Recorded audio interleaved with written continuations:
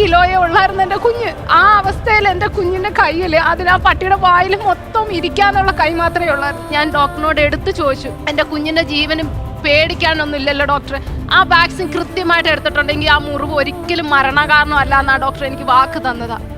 എന്നിട്ട് ഞാൻ ഡ്രസ്സ് ചെയ്ത് ഉണങ്ങി. ഡോക്ടർ പറയാൻ ആ മാസം 20-ാം തീയതി എൻ്റെ കുഞ്ഞിൻ്റെ 8ാമത്തെ ബർത്ത്ഡേ ആയിരുന്നു.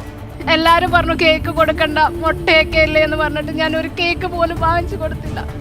ആ മാസം 28-ാം തീയതി, ഒരു മാസത്തില് സാറേ ഇതൊക്കെ സംഭവിക്കുന്നു, ഒരു മാസം തികഞ്ഞില്ല.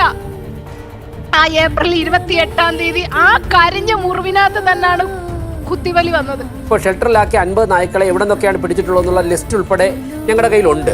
അപ്പോൾ തീർച്ചയായിട്ടും ഉമ്മ പറഞ്ഞ വളരെ കറക്റ്റാണ്. ഞങ്ങൾ SIT നിന്ന് മെഡിക്കൽ കോളേജിൽ നിന്ന് അടുത്ത സ്റ്റെപ്പ് ഞങ്ങൾ പിടിക്കുന്നുണ്ട്. ഇനി വേറൊന്നുകൂടെ പറയാം. ഇന്ന് രാവിലെ ഞാൻ നടത്തിയ 2 മീറ്റിങ്ങുകൾ ഇപ്പോൾ തിരുവനന്തപുരം ജില്ലയിൽ തന്നെ ഒരു സ്ഥലത്ത് 2 ഏക്കർ സ്ഥലം ഞങ്ങൾ സംസാരിച്ചുകൊണ്ടിരിക്കുകയാണ്, ഒരു പഞ്ചായത്തുമായി ചേർന്നിട്ട്. മറ്റൊരിടത്ത് 7 ഏക്കർ സ്ഥലം. ഇത് കിട്ടിക്കഴിഞ്ഞാൽ ബഹുമാനപ്പെട്ട കേന്ദ്രമന്ത്രി ജോർജ് കുര്യൻജിയായിട്ട് സംസാരിച്ചിട്ടുണ്ട്. CSR ഫണ്ട് ലഭ്യമാകാൻ സാധ്യതയുണ്ട്.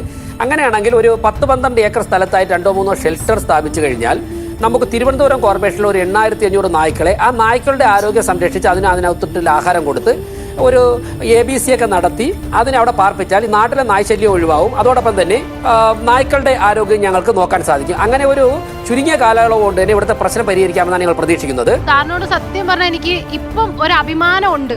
കാരണം ഇങ്ങനെ ആയിരിക്കണം ഒരു ഭരണാധികാരി ചെയ്യേണ്ടത്.